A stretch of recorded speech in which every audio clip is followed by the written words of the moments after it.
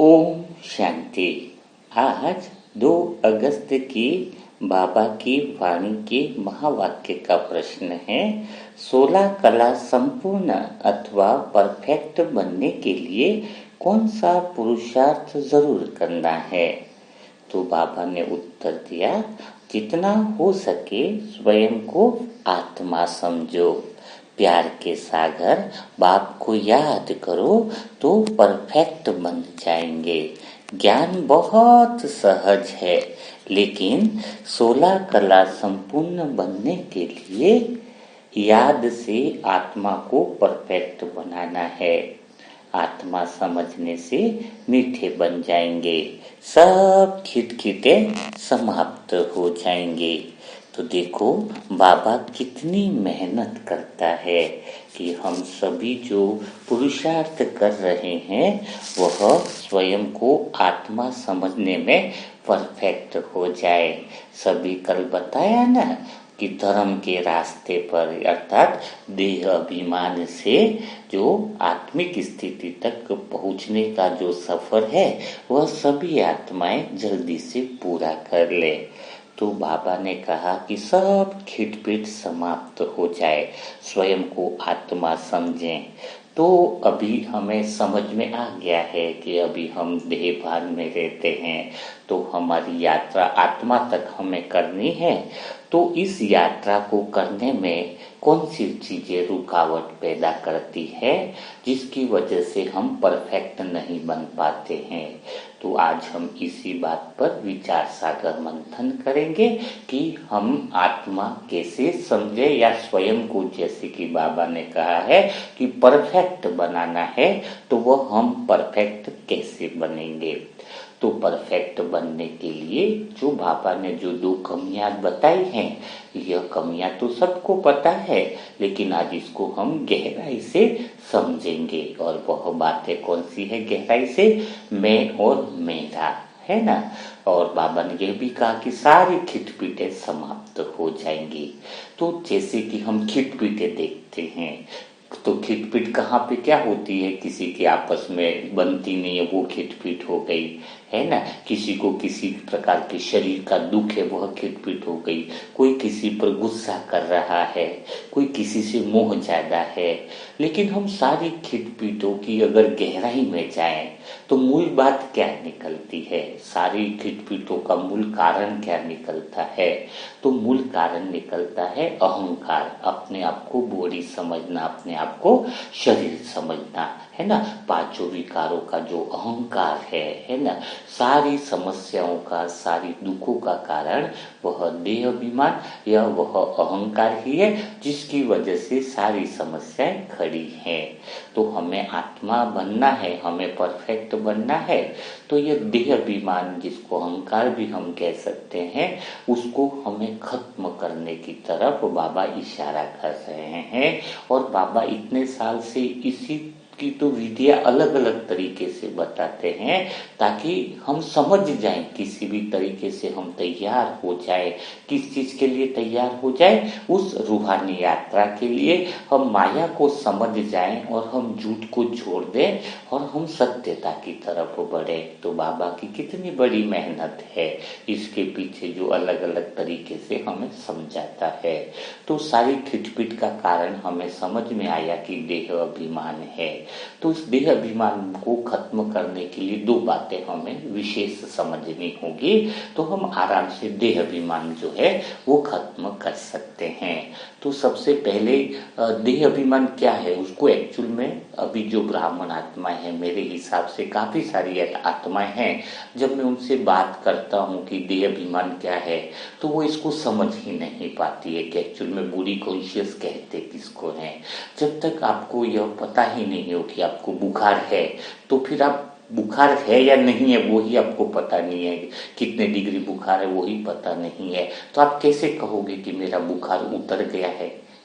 अब बुखार उतर गया है वो तो तब पता चले ना कि जब हमें बुखार था, है ना। जब हमें किसी चीज की प्यास थी तो पता चले कि भाई मैंने ये पानी पिया तो इससे मेरी प्यास बुझ गई, लेकिन पहले ये पता तो चले कि हमें प्यास थी। तो उसी प्रकार हमें यह पता तो चले कि बॉडी कॉन्शियस एक्चुअल में होता क्या है, देह अभिमान कहते किसको हैं। यह बहुत ज्यादा अच्छे से क्लियर अगर समझ में आ जाए तो फिर इसको दूर करने के लिए हमें इतनी मुश्किल नहीं आती है।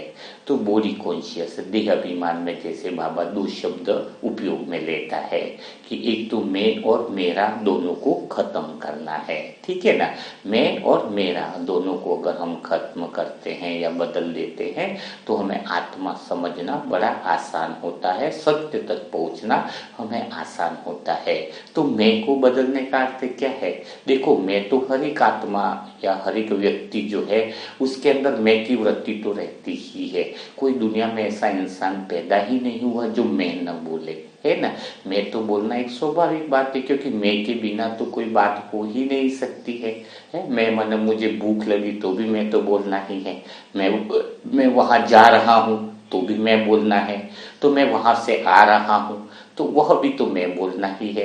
तो किस मैं को, क्या मैं को खत्म करना है, उस बात को तो समझना होगा पहले, है ना। उस बात को अच्छे से अगर हम समझ लेंगे तो कोई बड़ी मुश्किल नहीं आएगी।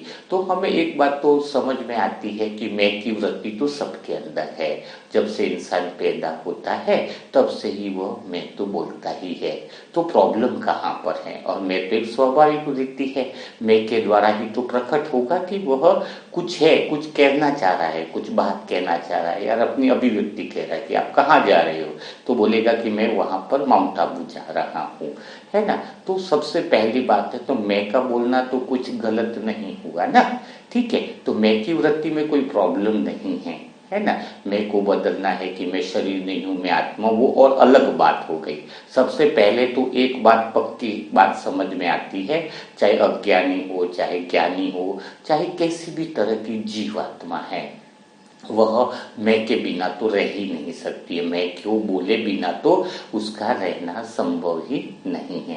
यहाँ तक हमें समझ में आ जाती है। तो मैं की वृत्ति यानी मैं बोलने का जो संस्कार है, मैं बोलने का जो आदत है, तो वो क्या बात समझ में आई कि वह तो सभी आत्माओं में पाई जाती है। कोई ऐसी जीवात्मा सृष्टि पर है ही नहीं जो मैं न बोले, ठीक है। यहाँ तक हम मैं को समझ पा रहे हैं, ठीक है। अब आती है बात मेरे की, है ना। तो ये जो मेरा जो है ना, वही अहंकार का प्रतीक है, वही बॉडी कॉन्शियस के गहरे अहंकार में लेकर के आता है। जब ये बोलते हैं कि मैं वहां पे जा रहा हूँ माउंट आबू, तब भी शरीर की इतनी स्मृति नहीं रहती है, शरीर की इतनी याद नहीं रहती है। शरीर का यूं थोड़ी ये याद रहता है कि जब आप बोलते हो कि मैं माउंट आबू जा रहा हूँ तो मैं शरीर माउंट आबू जा रहा हूँ, ऐसा तो कुछ आता ही नहीं है ख्याल ना।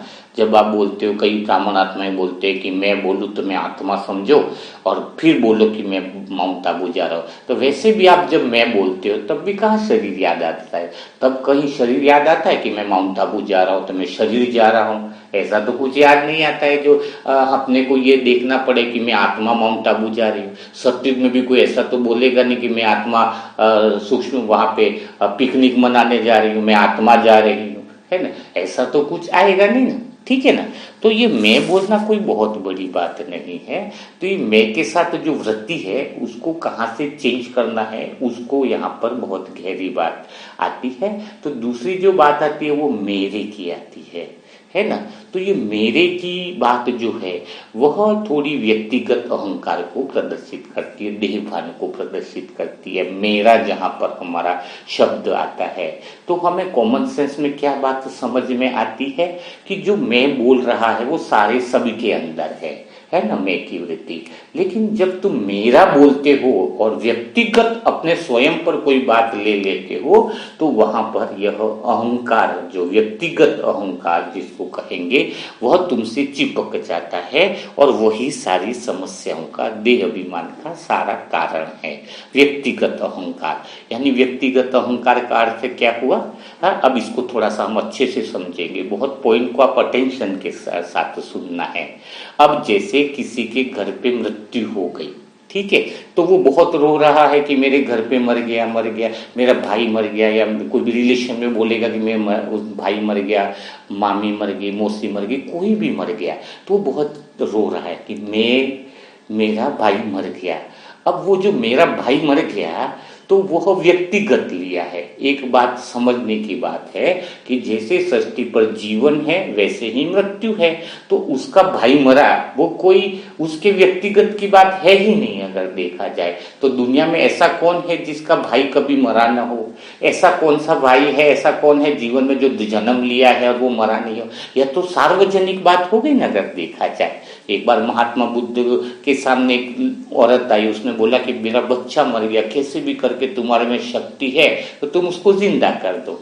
तो महात्मा बुद्ध ने बोला ठीक है, लेकिन उसके लिए एक चावल की जरूरत होगी, तो मैं चमत्कार दिखा पाऊंगा, इस बच्चे को जिंदा कर दूंगा। तो उन्होंने बोला कि खाली 4 मुट्ठी चावल इस पूरे गांव में से या कहीं से भी ऐसे घर से लेकर के आओ जिसके घर में एक भी मृत्यु नहीं हुई हो, वहां से तुम चावल ले आओगे तो मैं उसी समय तुम्हारे बच्चे को जिंदा कर दूंगा। तो फिर वो औरत सभी जगह घूमने गई, सभी जगह उसने देखा, लेकिन सभी घर पर मांगने गई, लेकिन उसको कहीं भी ऐसा घर नहीं मिला जहां पर किसी की मृत्यु नहीं हुई हो। तो क्या हुआ का? तो वो 2 गांव घूमी, 3 गांव घूमी, तो जैसे आई महात्मा बुद्ध के पास तो वो इस बात को समझ गई कि मेरा जो बेटा मरा है वो कोई नई बात नहीं है। हजारों ऐसे घर है, लाखों ऐसे घर है जहां पर बेटे मर चुके हैं, है ना। तो आपकी प्रॉब्लम क्या हो रही है? आपके जीवन में सबसे बड़ी प्रॉब्लम क्या हो रही है? इंसान के जीवन में देहभान का सबसे बड़ी अहंकार कौन सा? वो व्यक्तिगत अहंकार जन्म लेता है कि मेरा ही भाई मरा है। भाई तुम्हारा ही भाई क्यों मरा है? हजारों पल इस क्षण में कईयों के भाई मर रहे हैं।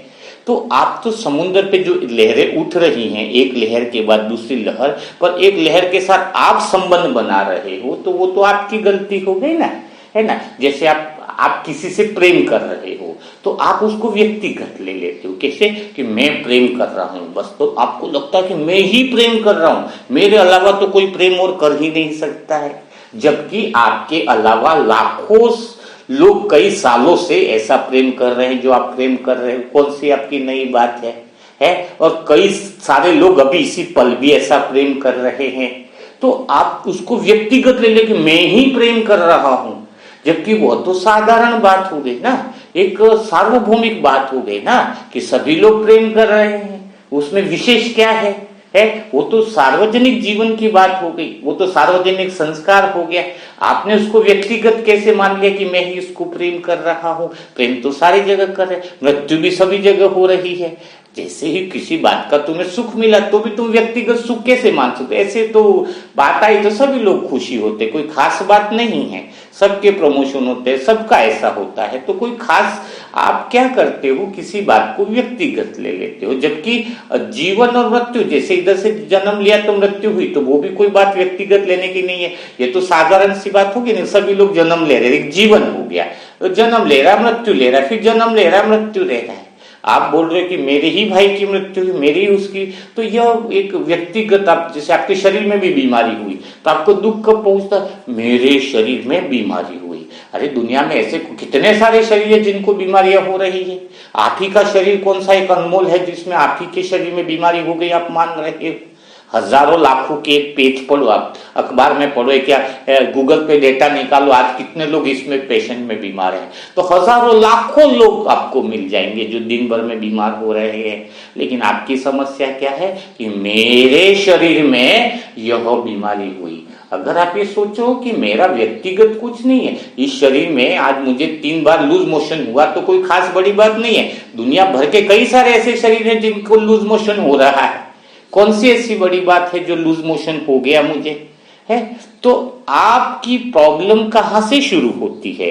आपकी समस्या कहां से शुरू होती है? आपकी शुरुआत होती है वो मेरा शब्द का अर्थ हुआ कि व्यक्तिगत अहंकार जिसको कहते हैं, व्यक्तिगत अहंकार ही मेरा शब्द है जो सभी माया के दुखों का कारण है ना। माया आप में अलग है, दूसरे में अलग है, ऐसा तो कुछ है ही नहीं।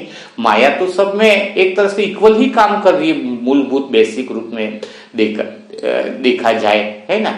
तो आपके लौकिक माँ बाप है, लौकिक माँ बुजुर्ग होगी, घुटने में तकलीफ होगी, मेरी माँ में तकलीफ हो गई, मेरी माँ बहुत घुटनों में। अरे मेरी माँ क्या, हजारों सबकी बुढ़ी माता है, बुजुर्ग माता है, सबके घुटनों में भी इश्यूज आ रहे हैं। तो कौन सी बात आप व्यक्तिगत क्यों ले रहे हो? यह तो सार्वजनिक एक कॉमन बात है जो होनी ही और जो होती आई है। अब इस कलयुग में जो हो रही है और होती आई है इस माया के दुनिया के अंदर, और जो बात कॉमन है इस समय के लिए, जो कॉमन है वो कॉमन बात हो रही है। तो आप जब स्पेशल स्वयं पर ले लेते हो, वो व्यक्तिगत जब आप ले लेते हो, तो फिर आपके जीवन में वो व्यक्तिगत अहंकार जो है, आप बोलोगे मैं टीचर बन गया। अरे हजारों लाखों टीचर बन रहे, आप बन गए, कौन सी बड़ी बात हो गई है? मैं टीचर बना, इस बात का अहंकार आपको डूबा देता है। आप बोलोगे कि मैं टीचर बना, अरे भाई हजारों लाखों लोग हैं, कई लोग टीचर क्या, बड़े टीचर क्या, प्रिंसिपल भी बन गए, कौन सी बहुत बड़ी बात हो गई है? एक सामान्य बात है ना, एक तो सार्वजनिक बात है कि आप टीचर बने, कई सारे लोग टीचर बने हैं, है ना, कौन सी ऐसी बड़ी बात हो गई? लेकिन आपने उसको क्या बनाया, मैं टीचर बना।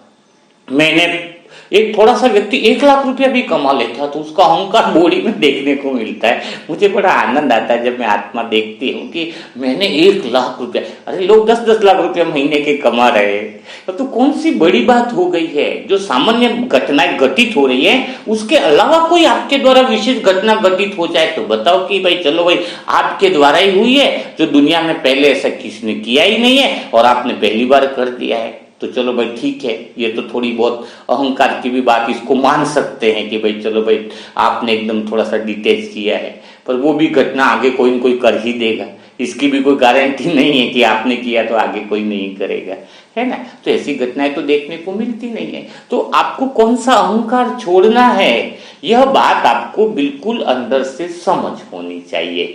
तो आपको, आपने जो भी अपनी व्यक्तिगत पर्सनल जो मान रखा है, आप जिससे प्रेम भी करते हैं कि मेरा ये पर्सनल प्रेम है, जिसको मैं ही जानता और वो जानते हैं, पता नहीं उस घटना को तो कितने लोग जानते होंगे। कोई चीज इस कलयुग में व्यक्तिगत है ही नहीं, कोई लोगों को कोई चीज इस दुनिया में व्यक्तिगत है ही नहीं, है ना। बहुत गहरी बात है। जिसको आप व्यक्तिगत मान रहे हो, जिसको आप पर्सनल दोस्त मानते हो, पर्सनल सब कुछ मानते हो, वो ऐसा दुनिया में कौन सी पर्सनल रहा है क्या किसी का? कोई व्यक्तिगत है ही नहीं। जब आपको ये बात समझ में आ जाए तो पहली चीज, आप सभी बंधनों से, सभी बातों से, सभी चीजों से मुक्त हो जाओगे। सबको एक बॉडी मानो, शरीर मानो, और शरीर के साथ जो भी घटनाएं घट रही हैं, है जो संबंध है, वो भी नॉर्मल मानो। इसको व्यक्तिगत रूप में मतलब सबके भाई है, सबके बहनें हैं, सबकी बीवियां हैं, सबकी बेटियां हैं, सबके बेटे हैं, सब कुछ सबके साथ वही घट रहा है जो दुनिया में सबके साथ घटता आया है। आप कोई विशेष नहीं हो, आप कोई अलग पिरामिड से उतर के, अलग ग्रह से उतर के नहीं आए हो कि आपके साथ कुछ अलग हो रहा है ना। लेकिन समस्या आपके साथ वो हुई, जैसे कोई इंसान गया है, कोई इंसान से गया, आप इसको बस व्यक्तिगत मेरे साथ ही ऐसा हो रहा है, जो मेरे का जो संबंध आपने जोड़ दिया है, व्यक्तिगत अहंकार जिसको कह रहा हूं मैं, क्योंकि आपने मेरा जोड़ा तो अहंकार तो सबके अंदर है। अहंकार होना इतनी बड़ी समस्या की बात नहीं है, लेकिन आपने व्यक्तिगत अहंकार जो जोड़ लिया है, अपने साथ पर्सनल सारी चीजों को तुमने मिला दिया। मेरा स्कूटर, मेरी गाड़ी, मेरा भाई, मेरी पत्नी है, मेरा, और स्वभाव गुण में भी मेरा स्वभाव, हाँ छोटा सा अच्छा गुण आ जाए आपके अंदर, छोटी सी अच्छी बात हो जाए, अरे मेरा नेचर तो बहुत नम्रचित्त। अरे आपसे हजारों लोग दयालु इस संसार में पड़े हुए, जिसने करोड़ों रुपए की प्रॉपर्टियां दे दी, 8-8 हजार करोड़ रुपया सीधा दान में दे दिया। अभी एक बताए ना, कितना बिजनेसमैन है, उसने 8,000 करोड़ की संपत्ति दान में दे दी, और आप खाली 1 लाख रुपया दान दे दो किसी को, 50,000 रुपया दे दो, खाली 5-10 हजार रुपया सेंटर में लगा दो, तो हो इसके जब तक गुणगान नहीं हो पूरे सेंटर में, हर एक आत्मा को जब तक पता नहीं पड़े तब तक आपको शांति नहीं पड़ेगी कि 10,000 रुपया दीदी ने बोला तो हमने तुरंत बोला, तुरंत हमने सेवा कर दी है। तो जब तक आप गुण क्यों है, ये यही तो व्यक्तिगत अहंकार है, मेरा अहंकार। आपने 10,000 कर दी, कौन सी बड़ी बात कर दी, लोग लाखों करोड़ों रुपया कर देते हैं, लेकिन आपको वो 10,000 बहुत ज्यादा मायने क्यों लग रहा है? क्योंकि आपने उसको व्यक्तिगत ले लिया है, मैंने किया है। तो आप जब ये मैंने किया कि छोड़कर यह बात रखो कि दुनिया में बहुत सारी आत्मा है जो ऐसा करती हैं, और लाख मुझसे तो 1000 गुना ज्यादा वाली भी बहुत सारी हैं और कम वाली भी हैं। तो ये सामान्य घटना है ना। तो किसी भी चीज को इंपॉर्टेंस आप दे रहे हो वही व्यक्तिगत आपका बन जाता है, और वो व्यक्तिगत जो आपका बना है जीवन में वही आपको आगे नहीं बढ़ने देता है ना। वही चीज आपको आगे नहीं बढ़ने देती है, वह चीज आपको आत्मा समझने में रुकावट पैदा करती है। दादियों के साथ इतनी करीब की आत्माएं रही पर किसी को भी मेरा नहीं बनाया, है ना। किसी को मेरा व्यक्तिगत इंपॉर्टेंस किसी को नहीं दी दादी ने। यह मेरे लिए विशेष है कि इसके बिना मैं सेवा में नहीं जा पाऊंगी। ये तीनों दादियां भी नहीं कि हमें तीनों दादियों को भी साथ में रहना पड़ेगा तो सेवा ही होगी। कई महीनों हो जाते थे उनको मिलने के लिए, है ना। मिलने पर भी ऐसा रूहानी प्रेम था कि कोई व्यक्तिगत प्रेम नहीं था उनका आपस में, कि जैसे रहा न जाए, आए हैं तो उनके बिना मिले बिना नहीं रहा जाए, है। तो कितना बड़ा डिस्टेंस देखने को मिलता है दादियों के स्वभाव में। ब्रह्मा बाबा सभी आत्माओं के साथ रहे लेकिन किसी के साथ कोई विशेष व्यक्तिगत नहीं रहे ना, है ना। किसी के साथ व्यक्तिगत नहीं रहा ना। वो मेरापन किसे, सबके साथ इक्वल थे। अंदर से कौन सा था, वो सभी आत्माएं सभी इक्वल है, कोई विशेष है। बाबा के लिए भी सब इक्वल ही रहता है, तो उनके लिए कोई व्यक्तिगत नहीं रहा ब्रह्मा बाबा में, दादियों में। और आपके लिए तो सेंटर में थोड़ा सा जाते हो, 2-4 बहनें ऐसी विशेष मिल जाती हैं, आप उनके लिए ही, वही आपके लिए तो व्यक्तिगत हो जाती हैं, है कि वो नहीं है तो आप सेंटर में, दीदी नहीं है तो योग नहीं करोगे। सेंटर में उस स्थान पे वो कुर्सी नहीं मिली तो कुर्सी भी व्यक्तिगत हो जाती है कि मुझे यही कुर्सी मिले तो मैं बैठूं, नहीं तो नहीं। हाँ, तो देखो कितनी सारी चीजें आपने जीवन में व्यक्तिगत कर रखी हैं। तो ये जो व्यक्तिगत कर रखी हैं वो व्यक्तिगत अहंकार को दर्शाती है, जबकि व्यक्तिगत कुछ है नहीं। आपके साथ कोई विशेष व्यक्तिगत है नहीं। जो सारे संसार में जो घटित हो रहा है वही आपके साथ हो रहा है। वह चीज बहुत सामान्य है, लेकिन सामान्य चीज को आपने जुड़ाव दे दिया, यही आपके लिए माया है। यही आपका मेरा कहना ही आपका जो है वो देह अभिमान के अंदर बाबा जिसको कहता है कि मेरा खत्म करो। तो मेरा खत्म करो का अर्थ है कि जब आपका यह व्यक्तिगत कुछ नहीं रहेगा तो मैं यहाँ जा रहा हूं तो वो मैं में कोई दिक्कत ही नहीं है, क्योंकि मैं जिस विषयों के साथ जुड़ रहा था मेरे के साथ वो मेरा ही हटा दिया। तो अब मैं तो स्वाभाविक बात है कि वो तो बचा ही क्या आत्मा के साथ। मैं शरीर हूं, चल रहा हूं, ऐसा तो है ही नहीं। ऑटोमेटिकली मैं के अंदर आपका भाव कौन सा आएगा, आत्मा का नेचुरल स्मृति हो जाएगी ना। नेचुरल, सत्युग में कोई किसी के साथ अटैचमेंट नहीं है, सत्युग में कोई व्यक्तिगत नहीं है किसी के साथ, है ना। एक परिवार में भी रह रहे हैं सत्युग में, लेकिन कोई सत्युग में परिवार में रहते हुए भी कोई व्यक्तिगत नहीं है। कितनी यथा राजा तथा प्रजा, यानी दासियों के साथ भी ऐसा व्यवहार किया जाता है, समभाव का व्यवहार जैसे रिश्तेदारों के साथ किया जाता है। वहां पे तो ऐसा नहीं कि ये बहुत अलग व्यवहार किया जाता है, उसके साथ तो थोड़ा सा नीचे दिखाने का व्यवहार किया जाता है। नहीं, सबको आत्मीयता के साथ व्यवहार किया जाता है। ठीक है, कोई पद पोजीशन है तो सम्मान देना एक अलग बात है, लेकिन व्यवहार में कोई फर्क नहीं है ना।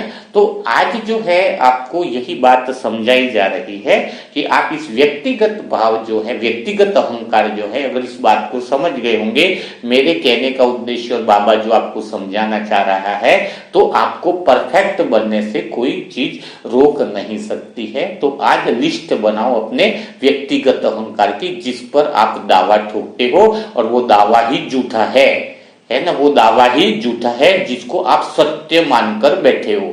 वो सारे दावे जो आपने व्यक्तिगत बना रखे हैं, मेरा घर ये भी बड़ा है, दुनिया में बहुत सबके घर होते, कोई बड़ी बात नहीं है कि आपका घर है ना। तो ये सारी जो दावे हैं आपने जो व्यक्तिगत पर्सनली लेकर के बैठे हो, जो झूठ है, जो झूठा अहंकार आप लेकर के बैठे हो। दुनिया की नजर में आप बड़े घर, आपका घर हो सकता है, पूरे दुनिया के नक्शे में आपका घर देखेंगे तो नक्शे में कहीं दिखता भी नहीं कि इधर घर भी है ना। तो सबके घर है, हजारों लाखों आत्माओं के घर हैं, तो ऐसा कुछ विशेष व्यक्तिगत मानकर न चलो, है ना। तो इस व्यक्तिगत अहंकार को जैसे आप खत्म करोगे तो आपका मेरा खत्म होगा, और मेरा खत्म होगा तो आपका मैं बचेगा। तो आप आत्मा में 16 कला के गुण भी स्वतः आने लगेंगे, और आप निसंदेह बहुत जल्दी से जो आत्मा की सच्ची वाली जो यात्रा है, आत्मा की जो सत्यता वाली जो यात्रा है, उस पर आप क्या करोगे, चल पड़ोगे। तो यह पहली बात आपको समझ में आ गई होगी। फिर भी कुछ बातें अगर क्लियर नहीं हो तो आप क्वेश्चन में या उसमें लिख सकते हो, है ना, तो बातें क्लियर हो जाएंगी, तो कोई इश्यूज नहीं आएगा। दूसरी जो बात है, अगर आत्मा को परफेक्ट बनने की अगर कोई बात की जाए तो आत्मा मतलब परफेक्ट आप बनो, तो उसके लिए दूसरी बात जो बाबा बहुत प्यार से तुम्हें जो है वो अटेंशन दिखा रहे हैं, अटेंशन दिला रहे हैं, है ना, कि ऐसा प्यार का सागर जो बाबा कह रहे हैं कि ऐसा प्यार का सागर जो आपको खींच रहा है स्वीट बनाने के लिए, तो सदा बाप की याद में रहना है और याद की यात्रा को छोड़ना नहीं है, कभी थकना नहीं है।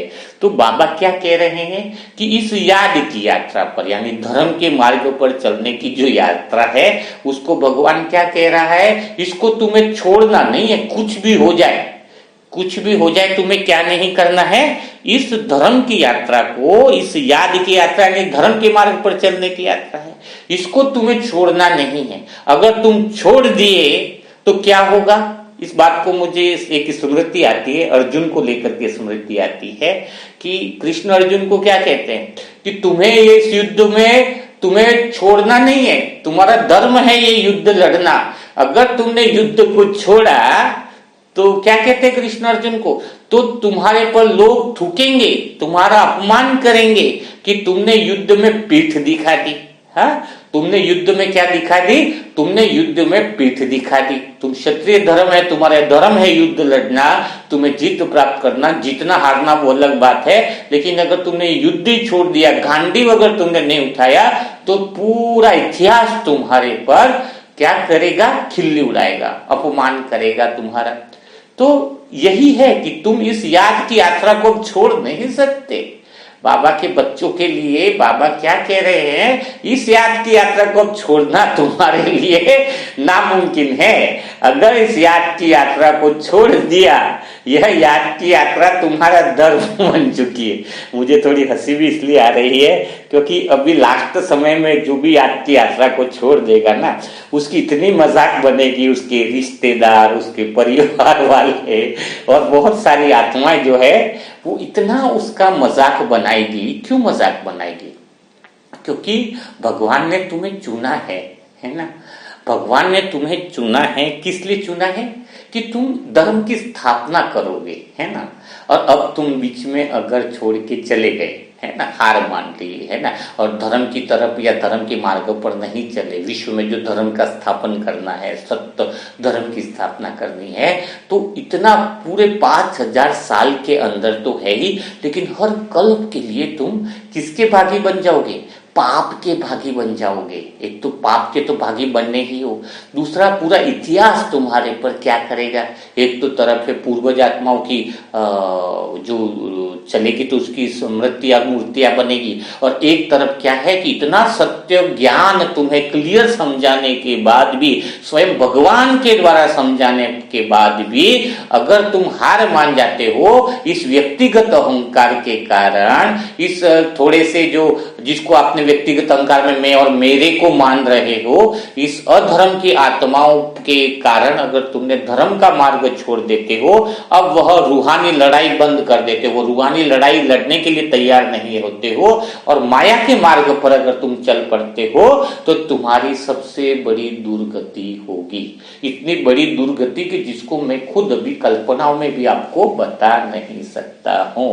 तो अभी ऑप्शन क्या बचा अपने पास है, पीठ तो पीछे दिखाने का रहा नहीं, क्योंकि हम ऐसा तो नहीं चाहेंगे कि हमारा जन्म जन्मांतर के लिए जो पाप जमा हो जाए, जन्म जन्मांतर के लिए हमारा भाग्य खत्म हो जाए, है ना, ऐसा तो हम चाहेंगे नहीं। और सारी दुनिया अंत समय में जब सबको पता चलेगा कि किस किस ने भगवान का साथ दिया, कौन कौन ऐसा अर्जुन था जिसने परमात्मा का साथ दिया, परमात्मा की कही हुई बातों के धर्म के मार्ग पर चले, तो उस आत्माओं की लिस्ट में कहीं हमारा नाम गायब तो नहीं हो जाए। तो हमें स्वयं से इस बात का प्रश्न पूछना होगा, यह तो उचित प्रश्न हमें पूछना होगा कि हम कहीं पीछे तो नहीं रह गए, है ना। तो अभी हमें याद की यात्रा में शस्त्र फेंकने नहीं है, हमारा जो गांडीव धनुष है उसको हमें फेंकना नहीं है। अब तो हम चल पड़े आगे, तो अब तो हम आत्माओं को क्या करना है? अब तो देह अभिमान और व्यक्तिगत जो अहंकार है उसको हमें क्या करना होगा, हंसते खेलते छोड़ना होगा, है ना।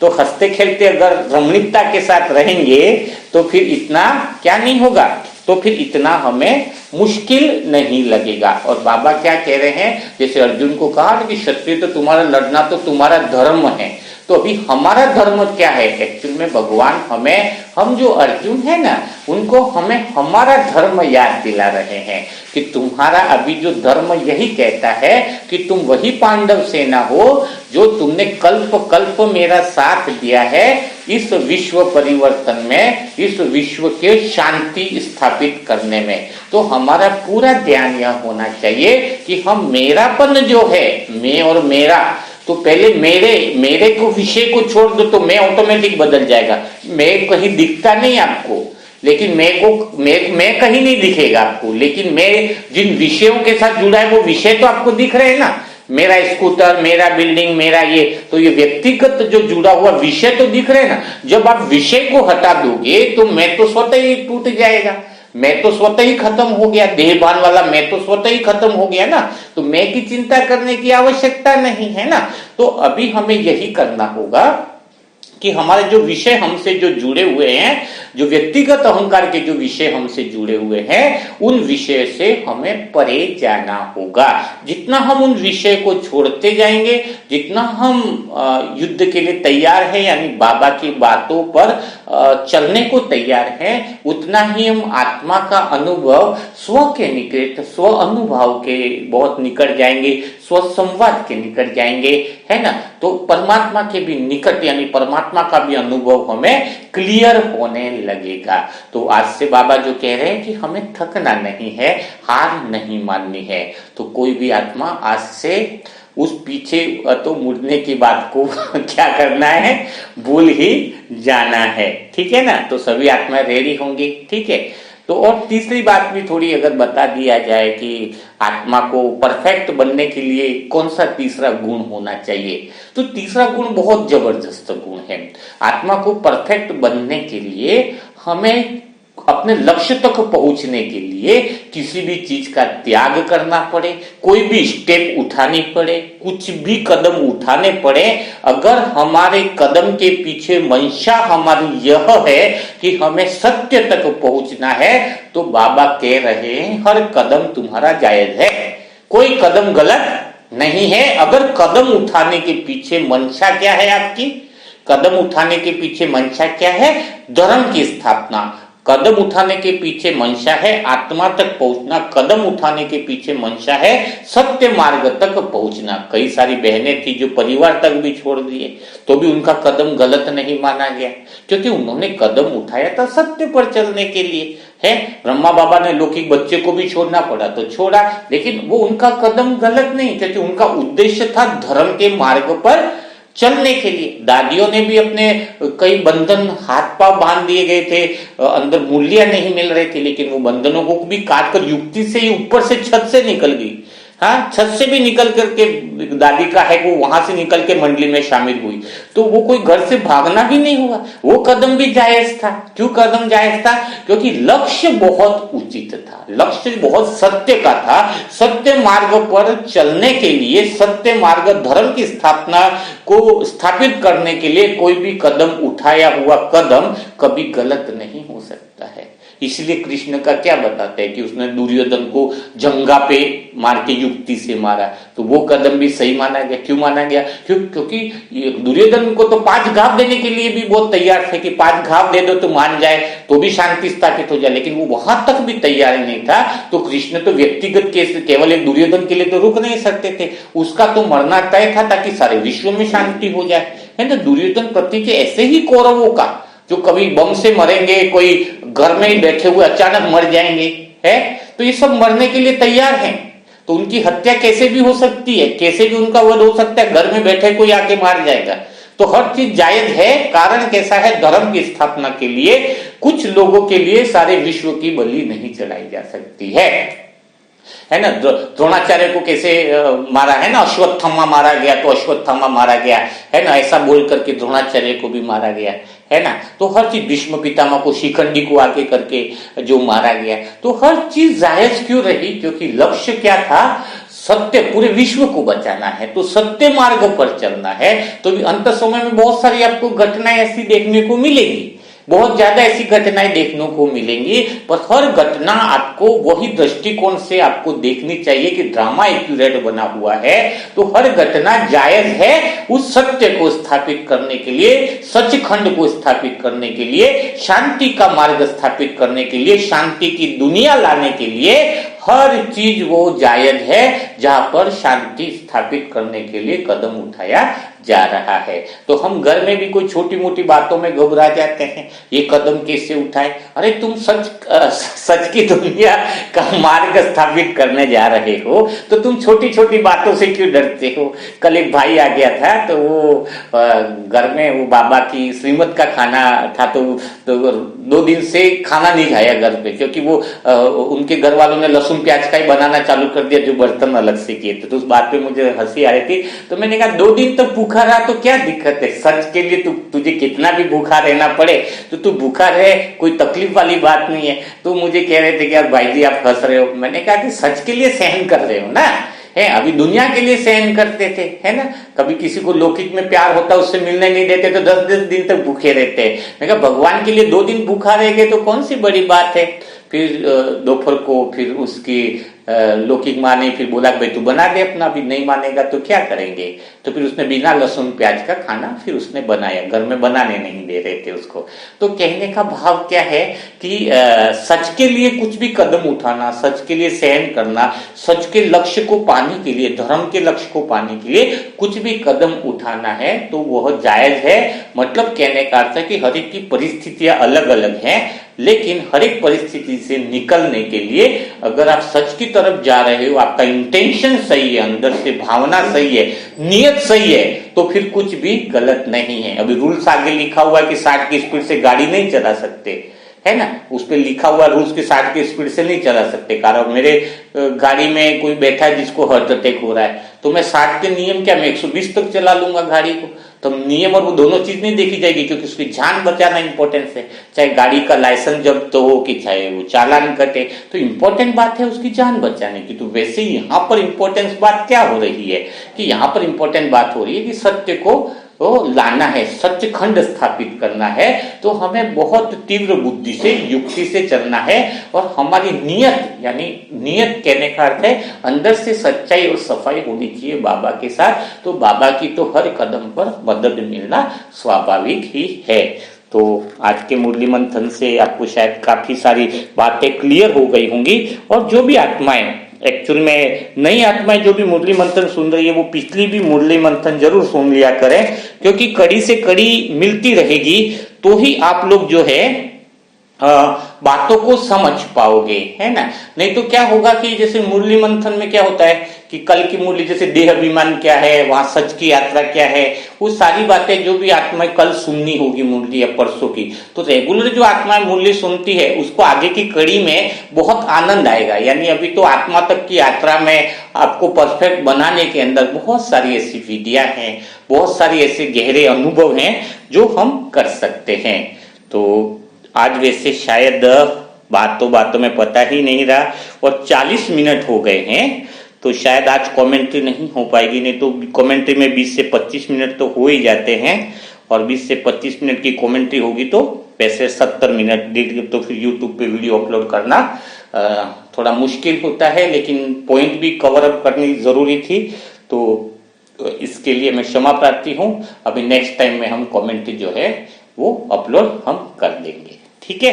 तो कल फिर हम मुलाकात करेंगे ऐसे ही मुरली मंथन के साथ। तब तक के लिए सभी भाई बहनों को ओम शांति, ओम शांति।